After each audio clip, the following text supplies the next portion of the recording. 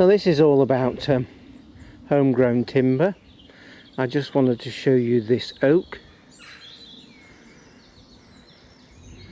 It's planted in 1988, and you see there's a lot of height and it's nice and straight, and at the moment that would be just timber framers material, but another 80 years time on this deep clay and it will be really good soil hog.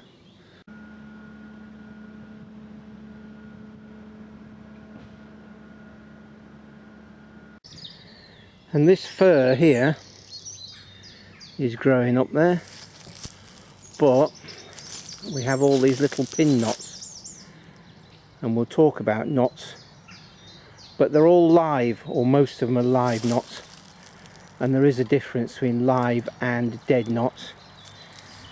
And here's some cypress logs off the ground on a bearer, and they're quite nice actually. If you look along them, there's not a great deal of knots, so that will be milled shortly and then air dried.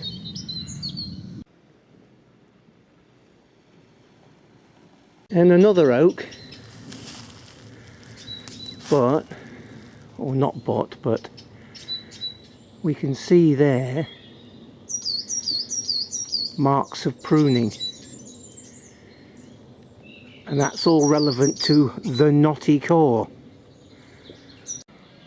Here's a bit of sweet chestnut that's been used in the round as a post for a bit of building. And in one of the timber stores, there's a lovely oak board. There's a piece of oak flooring here. This is none of that laminate nonsense, this is real.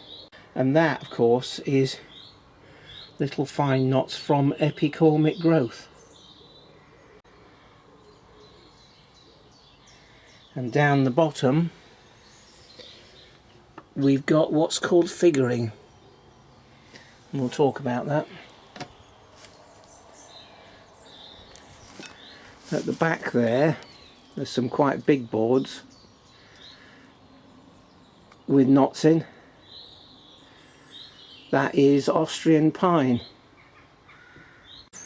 Behind that white board there, you see that bark there, and that is western red cedar. And here's a bit of red cedar that's been through the planer, and of course it's stable and durable, and it's quite nice.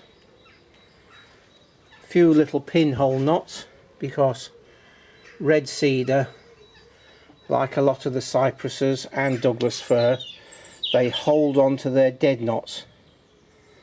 That's the branches that have died off.